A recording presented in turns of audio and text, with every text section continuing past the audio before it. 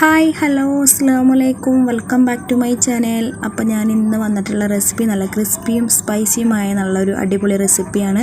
എനിക്ക് റെസിപ്പി പറഞ്ഞു തന്നിട്ടുള്ളത് എൻ്റെ ഒരു ഫ്രണ്ടാണ് കേട്ടോ. അപ്പോൾ നമ്മുടെ കുട്ടികൾക്കൊക്കെ 4 മണിക്കൊക്കെ സ്കൂൾ വിട്ട് വരുന്ന സമയത്തൊക്കെ ഉണ്ടാക്കി കൊടുക്കാൻ പറ്റിയ നല്ലൊരു സ്നാക്സാണ്.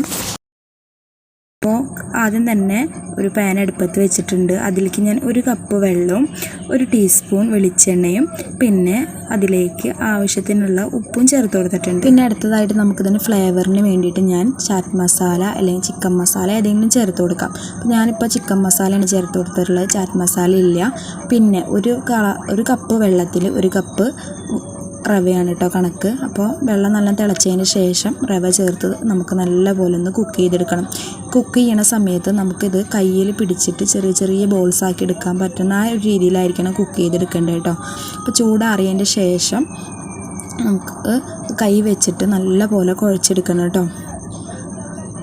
ചെറിയ ചെറിയ ബോൾസ് ആക്കി എടുക്കേണ്ടതല്ലേ, അപ്പോൾ അതിനനുസരിച്ച് നമുക്കിത് നല്ലോണം ഒന്ന് കുഴച്ചെടുക്കാം. അപ്പം അങ്ങനെ ഞാൻ ചൂടാറിൻ്റെ ശേഷം നല്ലപോലെ ഒന്ന് കുഴച്ച് മാറ്റി വെച്ചിട്ടുണ്ട്. ഇനി നമുക്ക് കയ്യിൽ വേണമെങ്കിൽ കുറച്ചൊന്ന് നെയ്യാക്കി കൊടുക്കാം, ഇല്ലെങ്കിൽ വെറുതെ നമുക്കിങ്ങനെ ഒട്ടിപ്പിടിക്കണമെന്നില്ലെങ്കിൽ കയ്യിൽ തന്നെ വെച്ച് ജസ്റ്റ് ഒന്ന് ഉരുളാക്കി എടുത്താൽ മതി കേട്ടോ. അപ്പം ഞാനിപ്പോൾ ചെറിയ ചെറിയ ബോൾസ് ആക്കി എടുത്ത് മാറ്റി വെക്കുന്നുണ്ട് കേട്ടോ.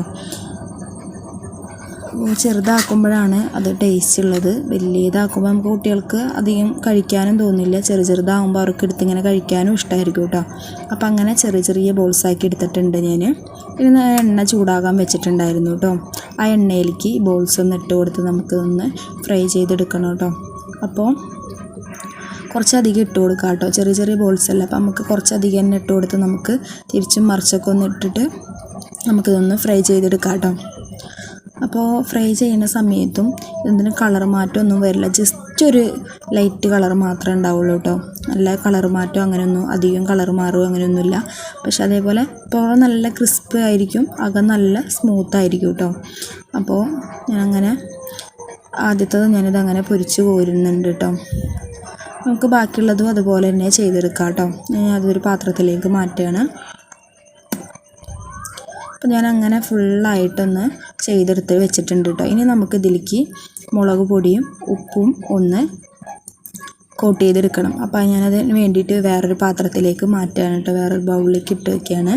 ഇനി നമുക്കിതിൻ്റെ മുകളിലായിട്ട് കുറച്ച് ഉപ്പ് പൊടി ഇട്ട് കൊടുക്കാം, പിന്നെ മുളക് പൊടി ഇട്ട് കൊടുക്കാം കേട്ടോ. അപ്പോൾ മുളക് പൊടി ഇടുമ്പോൾ നമുക്ക് എത്രയൊക്കെയാണോ ആവശ്യം അതിനനുസരിച്ച് ഇട്ട് കൊടുത്താൽ മതി. നല്ല സ്പൈസി ആവണമെന്നുണ്ടെങ്കിൽ കുറച്ചധികം ഇട്ട് കൊടുക്കുക. ഞാനിപ്പോൾ ഉണ്ണികൾ കഴിക്കണ കാരണം അധികം ഇട്ടിട്ടില്ല കേട്ടോ, വളരെ കുറച്ച് ഇട്ടിട്ടുള്ളൂ കേട്ടോ. അപ്പോൾ കുട്ടികൾക്കൊക്കെ കൊടുക്കുമ്പോൾ നമ്മൾ ഇതിൻ്റെ കൂടെ സോസൊക്കെ കൂട്ടി കൊടുക്കുകയാണെങ്കിൽ കുട്ടികൾക്ക് നല്ല ഇഷ്ടമാവും കേട്ടോ. അപ്പോൾ എല്ലാവരും ഒന്ന് ട്രൈ ചെയ്ത് നോക്കണം കേട്ടോ. വീഡിയോ ഇഷ്ടമാണെന്നുണ്ടെങ്കിൽ സപ്പോർട്ട് ചെയ്യണേ. ആദ്യമായിട്ട് കാണുന്നവരുണ്ടെങ്കിൽ ഒന്ന് സബ്സ്ക്രൈബ് ചെയ്ത് കാണുക, ലൈക്ക് ചെയ്യുക വീഡിയോ ഇഷ്ടമാണെന്നുണ്ടെങ്കിൽ കേട്ടോ. അപ്പോൾ ഇൻഷാ അല്ലാഹ് അടുത്ത ദിവസം നല്ല വീഡിയോ ആയിട്ട് വീണ്ടും വരാം.